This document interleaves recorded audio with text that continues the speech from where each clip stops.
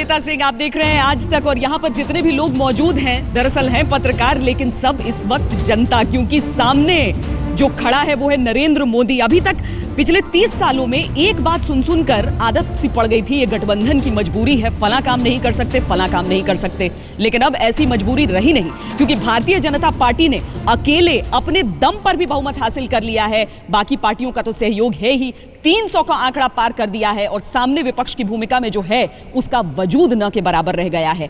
हम जिन सब से बात कर रहे हैं, एक बार फिर हम आपका परिचय करा देते हैं। आंतरिक सुरक्षा पर बातचीत करने के लिए हमारे साथ क्या उम्मीदें हैं, यानी कि हम सबको, शम्स ताहिर खान हमारे साथ हैं, दीपक शर्मा हैं, सईद अंसारी हैं। यहाँ पर विदेश नीति को लेकर क्या सवाल उठ रहे हैं? गौरव सावंत हमारे साथ हैं, निशांत हमारे साथ हैं, और साथ ही मारूख हमारे साथ हैं।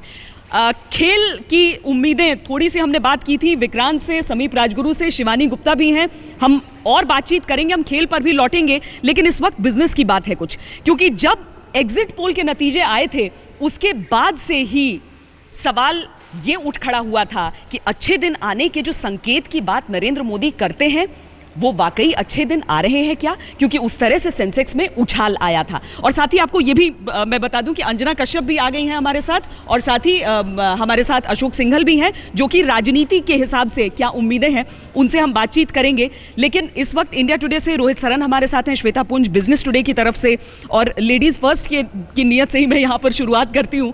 तो किस तरह की, श्वेता, आपको उम्मीद है कि नरेंद्र मोदी क्या करेंगे? मार्केट में जो हमने देखा, सेंसेक्स में जो हमने देखा, वो सिर्फ एक बार की बात थी, उत्साह था, या फिर कुछ और है आगे?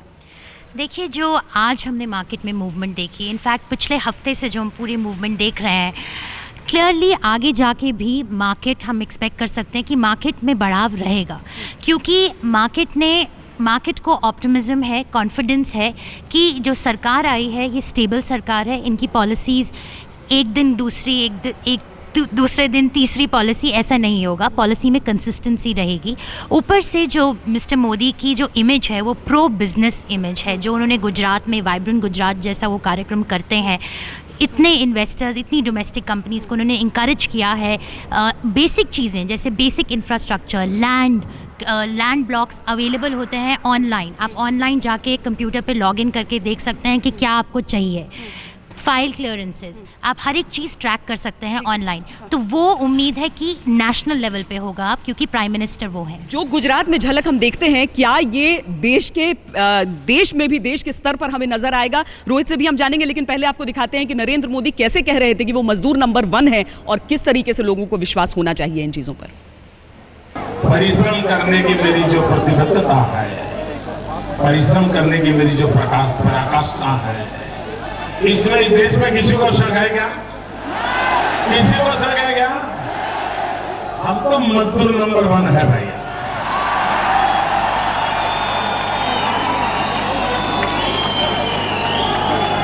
आने वाले 60 महीने इस देश को मेरे जैसा मजदूर नहीं मिलेगा भाइयों।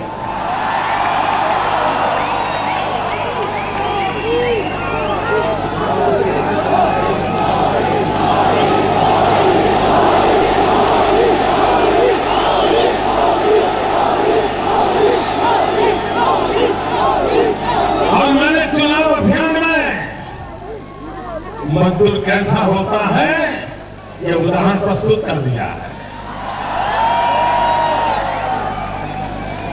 और ये एक विषय है कि मेरे विरोधी भी उस पर सवालिया निशान नहीं लगाते। मजदूर नंबर 1, व्यवसाय नंबर 1, व्यवसायी नंबर 1, क्या होगा? हाँ श्वेता जी, देखिए 2 चीज़ें थी। एक तो मोदी जी के आने से एक सेंटिमेंट जो काफ़ी दिनों से थोड़ा डाउन चल रहा था वो अप है, और वो एक अच्छी शुरुआत हुई है।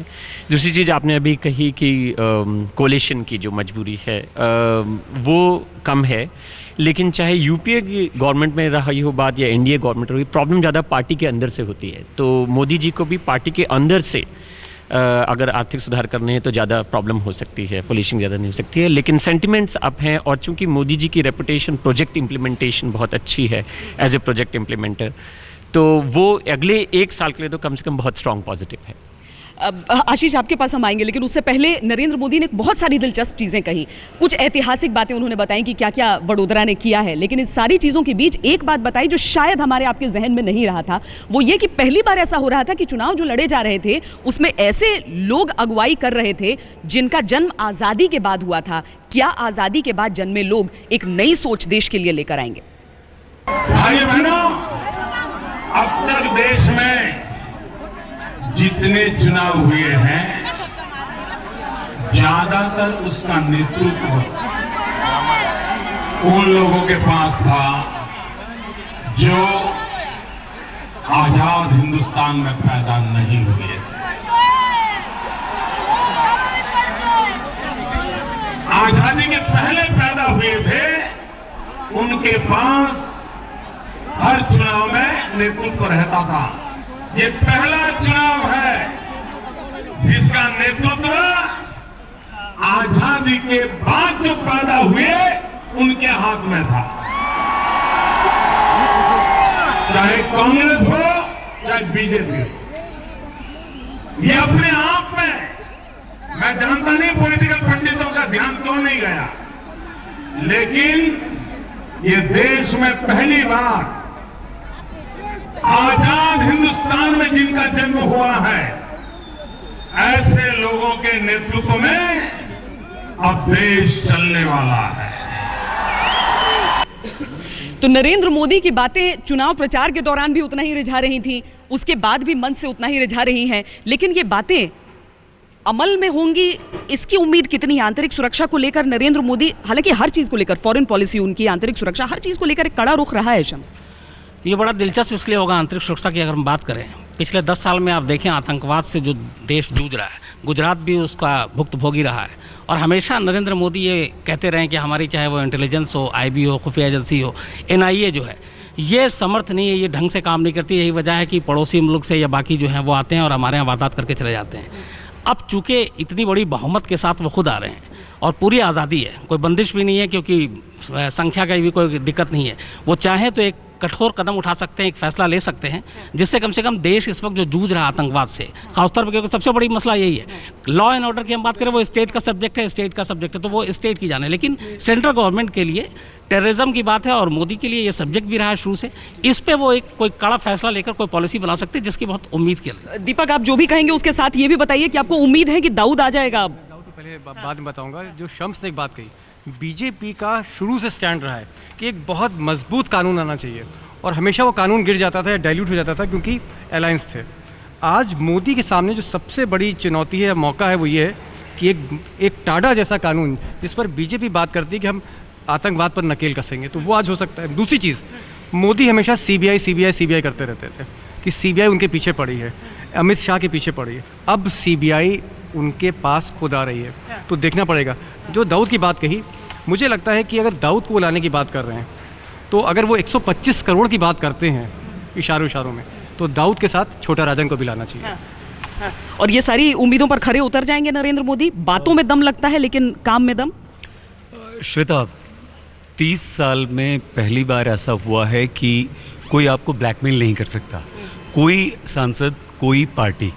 तो जो सपने इस देश की जनता को नरेंद्र मोदी ने दिखाए वो पूरे कर सकते हैं, जो आकांक्षाएं हैं वो पूरी हो सकती हैं। और सबसे बड़ी बात वाकई सुरक्षा की है। अगर आप घर से बाहर निकलें तो घर वालों को ये विश्वास हो कि आप सुरक्षित हैं और आपको डर ना लगे। आंतरिक सुरक्षा की बात हो, बाहरी ख़तरों की बात हो, और जो कानून बनाने की बात अभी यहाँ पर हो रही है, जाहिर सी बात है सब कुछ आपके हाथ में है, प्रचंड बहुमत आपके पास है, कोई बिल्कुल इसमें कोई दो राय। तो इसीलिए हमारे साथ सुधांशु त्रिवेदी भारतीय जनता पार्टी की तरफ से और रागिनी नायक कांग्रेस की तरफ से हमारे साथ जुड़ रहे हैं। सुधांशु जी, उम्मीदें बहुत सारी हैं। अभी हम यहाँ पर तमाम रिपोर्टर्स, जो एडिटर्स हैं अलग अलग विभागों के, सब यहाँ पर बैठे हैं, सब अपनी उम्मीदों की बात कर रहे हैं। और नरेंद्र मोदी की बातों को सुनकर अगर ये उम्मीद जगती है कि वो जो कह रहे हैं उस पर अमल जरूर करेंगे, तो ये कितना बड़ा कॉम्प्लीमेंट है, कितनी बड़ी जिम्मेदारी है। देखिए, जैसा कि हमारे नेताओं ने कहा, हमारे राष्ट्रीय अध्यक्ष ने भी कहा कि यह हमारे लिए प्रसन्नता का विषय है, संतुष्टि का विषय है और उसके साथ साथ उत्तरदायित्व का विषय भी है। जनता ने जिस प्रकार का प्रबल जनादेश हमें दिया है, निश्चित रूप से वो हमारे लिए एक बहुत बड़े दायित्व बोध को भी लाता है कि हम उन अपेक्षाओं को पूरा कर सकें। परंतु आप अभी तक का ट्रैक रिकॉर्ड देखिए नरेंद्र मोदी जी का गुजरात में और भारतीय जनता पार्टी का अन्य राज्यों की सरकार हो या हमारी पिछली एनडीए की सरकार हो, हमने वो हर चीज करके दिखाई है जिसको कि पूर्ववर्ती कांग्रेस सरकार ने कहा था कि ये कैसे संभव है। इसलिए हम मोदी जी के नेतृत्व में पूर्ण विश्वास जो दिख रहा है आपको जनता का और आपके पैनलिस्टों को भी लगता है कि पूरा करके दिखाएंगे। तो he is a performer, he has performed and he can perform. Ragini ji, इसमें सिर्फ एक चीज की कमी लग जाती है, लोकतंत्र की मजबूती के लिए विपक्ष को मजबूत होना जरूरी है, लेकिन आंकड़े इस बात की तस्दीक नहीं कर रहे हैं। क्या कम आंकड़ों के बावजूद विपक्ष वो मजबूती दिखा पाएगा? देखिए, जहां तक विपक्ष की भूमिका भारत के राजनीतिक परिप्रेक्ष्य की बात है, तो हम भारतीय जनता पार्टी जैसे विपक्ष तो कतई नहीं होंगे जो कि पार्लियामेंट की प्रोसीडिंग्स को स्टॉल करने के लिए लगे रहे। एक सकारात्मक विपक्ष की भूमिका कांग्रेस पार्टी निभाएगी और पूरे सशक्त तरीके से निभाएगी। हाँ, कुछ नंबर जो अगर संख्या की बात करें, आंकड़ों की बात करें, तो वो हमारे साथ नहीं है, लेकिन मनोबल है और दोबारा भारत की राजनीति की ज़मीन पर पकड़ बनाने की इच्छा शक्ति भी है। एक बात मुझे थोड़ा सा परेशान करती है, हालांकि मैं कहती हूँ कि आज का दूल्हा तो भारतीय जनता पार्टी है, इसीलिए उनको बधाई भी देती हूँ, आगे के कामों के लिए शुभकामनाएं भी हैं, लेकिन मुझे लगता है सबसे बड़ी चुनौती जो नरेंद्र मोदी जी ने आज अपने सबसे पहले भाषण में बोला, सबका साथ सबका विकास, बार बार ये बात उनको कहनी पड़ रही है अपने मुंह से, तो मुझे लगता है कहीं ना कहीं संशय मन में है कि हो पाएगा कि नहीं। रागिनी जी, उनके मन में संशय हो ना हो, लोगों के मन में नहीं था, इसीलिए वो तो बिल्कुल सच बात है, वो उसको तो मैं नहीं नकार रही हूँ, पर मैं ये कह रही हूँ कि सबसे बड़ी चुनौती ही वही रहेगी कि समावेशी विकास हो, सबका विकास हो, सबको साथ लेकर आगे चला जाए। और मुझे लगता है कि उनके राह में अड़चन तो है नहीं, आपने खुद ही कहा कि पूर्ण बहुमत है, तो तमाम ऐसे काम है, आज नहीं गिनाऊंगी, लेकिन मुझे लगता है कि विपक्ष को बहुत मौका मिलता है सवाल पूछने का, तो आज भारतीय जनता पार्टी जश्न मनाए, आगे की रणनीति तय करे, और हम पूरी उनको शुभकामनाएं देते हैं कि भारत की राजनीति को जिस तरीके के वादे करके, दावे करके ये जनमत हासिल किया गया है, उसको यथार्थ में भी बदला जाए, उस पर खरे उतरें। और बहुत सारी चीजें हैं जो नरेंद्र मोदी ने कही थी, इसी में गौरव एक बात आ जाती है कि उन्होंने पाकिस्तान को लेकर अपना रुख साफ रखा था। स्ट्रेटेजिक अफेयर्स, माफ कीजिएगा इसमें लटपटाती भी मैं बहुत हूँ, स्ट्रेटेजिक अफेयर्स एडिटर होने के नाते आप क्या देख रहे हैं नरेंद्र मोदी की पहली चुनौती फॉरेन अफेयर्स के हिसाब से? आपको लगता है पाकिस्तान से डील करना सबसे पहले? नवाज शरीफ का फोन भी आ गया है, न्योता भी दे दिया है। देखिए, बातचीत होगी और बातचीत होनी भी चाहिए, लेकिन नरेंद्र मोदी एक बात बहुत साफ कर चुके हैं। उन्होंने ये कहा है कि गोलीबारी और गोलों के बीच बातचीत नहीं हो सकती। इसका क्या मतलब है? पाकिस्तान वो माहौल बनाए कि बातचीत हो सके, पहली बात। दूसरी बात, यूपीए सरकार की तरह वो ढुलमुल रवैया पाकिस्तान के प्रति नहीं रहेगा कि वो आपके सिपाहियों का गला काटे और आप उनको चिकन बिरयानी खिलाएं। ये भी नरेंद्र मोदी साफ कर चुके हैं। तो अब ये स्थिति बिल्कुल साफ होगी कि रिस्पॉन्सिबिलिटी अब पाकिस्तान की है। माहौल बनाइए, आतंक पर लगाम कसिए और फिर बातचीत आगे बढ़ेगी, यही उम्मीद भी है। यहाँ मोदी आपको हमारी दीवार पर नजर आ रहे थे, लेकिन देश में हम कश्मीर से शुरुआत कर लें, कन्याकुमारी तक जाएं, हर जगह मोदी ही मोदी नजर आए। मोदी ने कहा हर जगह से कमल खिलाकर भेजिए। देखिए किस तरीके से कमल खिले हैं, कहां कहां पर खिले हैं।